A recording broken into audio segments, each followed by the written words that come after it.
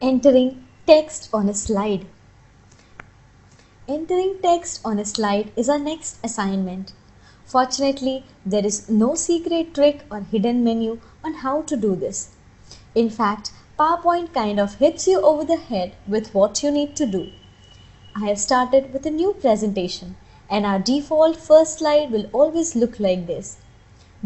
We get a title box and a subtitle box. Follow the directions. Click to add titles. I am going to take my mouse, click there, and the same goes for the subtitles. Very simple. Now, is this going to work the same on the rest of the slides?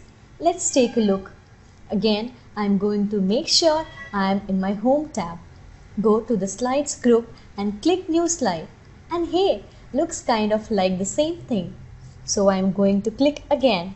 If I can type, and let's make this consistent, and you always have to be mindful of and notice with the text container. We are always going to be given a bullet point to start with. Now, if I want to work on my text without the graphics there and just force purely on content, notice my slide here in this early development stage is very vanilla. It's very blank. I like to work that way if I'm not sure what my content is going to be. Yet, so I don't have to worry about font and colors and themes and styles and all of that stuff. This is icing on the cake. You have to build the cake first, and you do that with your content. So this is kind of an aid for me to focus on content, and one of the way that I like to do that is by going over and working on it for our outline view. So I go over here to the panel and click the outline, and notice that I now have my text listed over here. So I can actually just start editing like so and hit enter. Bullet 4. Notice that this is automatically filling in on the slide like so.